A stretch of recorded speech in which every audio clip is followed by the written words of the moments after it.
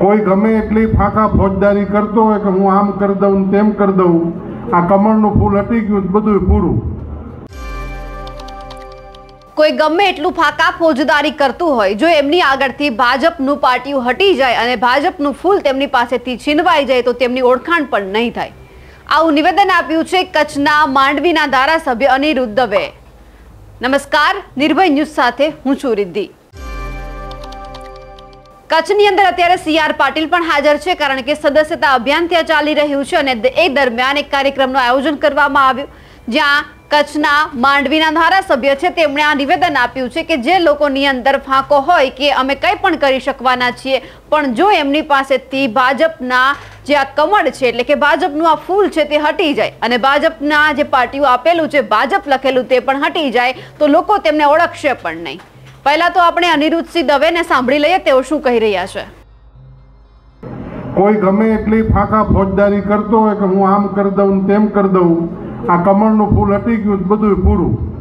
અને એવા કેટલાય જોયા છે ખેરખાં કે જ્યારે કમળનું પાટિયું હટે છે ત્યારે કોઈ ઓળખતું પણ નથી હોતું.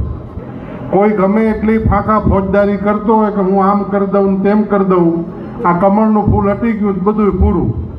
અને એવા કેટલાય જોયા છે ખેરખાં કે જ્યારે કમળનું પાટિયું હટે છે ત્યારે કોઈ ઓળખતું પણ નથી હોતું. માંડવીના ધારાસભ્ય એકદમ સ્પષ્ટ વાત કહી છે, જો તમારી પાસે ભાજપનું નિશાન છે તો જ તમે કંઈ પણ કરી શકો એમ છો. આજે જ આપણે કચ્છની અંદરનો એક દાખલો જોયો હતો કે જે ભાજપ શહેરના જે પ્રમુખ હતા, પૂર્વ પ્રમુખ, તે કઈ રીતે બદતમીઝી કરતા આપણને જોવા મળ્યા હતા, કઈ રીતે તેમણે પોલીસની સામે પણ ગાળાગાળી કરી હતી અને પોલીસને ઉઘાડી પાડવાની કોશિશ કરી હતી. તેમ છતાં તેઓ જાહેરમાં ગાળો બોલતા હતા. હવે તેમની સામે શું પગલાં લેવામાં આવશે તે પણ આપણે જોવાનું. અને એમની પહેલા ઘણા બધા એવા કિસ્સા પણ આપણે ભાજપમાં જોયા છે કે જેમણે ભાજપની છબી ખરડાવવાનો પ્રયત્ન કર્યો છે, તેમને ભાજપે સસ્પેન્ડ કરી દીધા છે. દીવના જ શહેર પ્રમુખની જે પૂર્વ પ્રમુખ હતા તેમની વાત કરીએ તો તેમની હોટલમાં જે રંગરેલિયા ચાલતી હતી તે સાબિત થતા તેમની હોટલને પણ બંધ કરી દેવામાં આવી અને તેમને પણ ભાજપમાંથી હાંકી કાઢવામાં આવ્યા.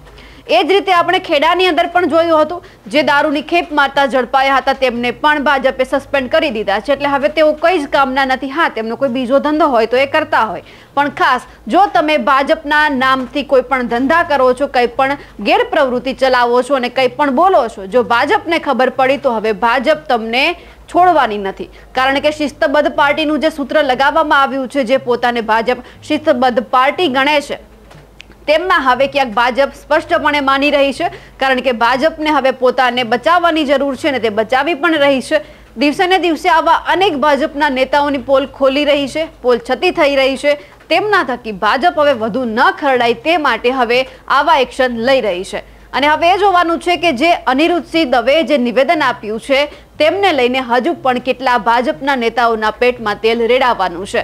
કારણ કે ઘણા બધા ભાજપના નેતાઓ એવા છે ફક્ત ને ફક્ત ભાજપની નેમ પ્લેટ અને એમની સાથે જે ભાજપનો સિમ્બોલ છે તેમનાથી જ વાહવાઈ લૂંટે છે. કોઈ કામ કરતા છે નહીં અને કોઈ પણ જગ્યા ઉપર બાજવા માટે સામે આવી જાય છે. પણ હવે એ જોવાનું છે કે આવનાર સમયમાં ભાજપ હવે ચૂપ બેસે એમ છે નહીં અને હવે કોઈ પણ વ્યક્તિ જો કોઈ પણ ગેરપ્રવૃત્તિ કરશે તો એમને તેઓ હવે છોડશે નહીં. એટલે ભાજપ હવે શિસ્તબદ્ધ પાર્ટી જે કહેવાઈ રહી છે તેમાં ફરી એક વખત આગળ આવી રહી છે, આગળ વધી રહી છે અને જે લોકો ગેરપ્રવૃત્તિ કરે છે તેમની સામે સકંજો છે તે કસી રહી છે. અમારા અહેવાલ વિશે આપનું શું કહેવું છે કમેન્ટ કરીને ચોક્કસથી જણાવજો. સાથે જ નિર્ભય ન્યૂઝને લાઇક, શેર અને સબસ્ક્રાઇબ કરવાનું ભૂલશો નહીં. નમસ્કાર.